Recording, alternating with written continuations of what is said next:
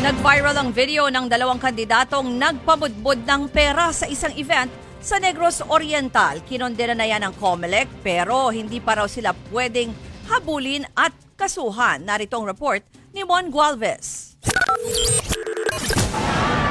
Hindi magkamayaw ang mga taong ito nang biglang may magpaagaw ng tigli 500 piso sa kasagsagan ng pista sa Barangay Hiligaon sa Chateau Negros Oriental nung Lunes. Naghagis ng pera ang isang lalaki habang nasa stage. Kaya ang iba, umakyat din sa entablado para makakuha ng kwarta. Sabi ng nagpost ng video, dalawang politikong kumakandidato sa lokal na posisyon sa eleksyon ang nagpamudbud ng pera. Tanong tuloy ng uploader, hindi ba yan vote buying? Nakarating na sa COMELEC ang video. Mariin nila itong kinukundina. Yun nga lang, hindi sila makapaghain ng kaso dahil hindi pa naman nagsisimula ang kampanya para sa local elections. Sa kasalukuyan, nakatingin lang ang COMELEC na sana nga naghihintay kami. May ibang ahensya ng pamahalaan ang mag-handle ng mga ganitong klaseng bagay. Para sa COMELEC, pangmamaliit sa kapwa ang pamimigay ng pera ngayong bilang Pilipino 2025.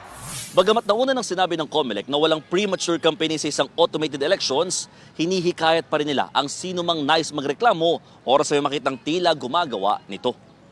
Umaasa ang COMELEC na sakaling mapag-usapan sa korte ang mga ganitong issue, posibleng amyenda ng Kongreso ang batas. Nang sa gayon ay may turing na kaagad na kandidato ang sino mang nag-file ng Certificate of Candidacy at mapanagot ulit ang lalabag sa premature campaigning. Sinubukan namang kunin ng News 5 ang panig ng dalawang politikong nasa video pero tumanggi na silang magkomento. Nagbabalita mula sa frontline, Mon Gualvez, News 5!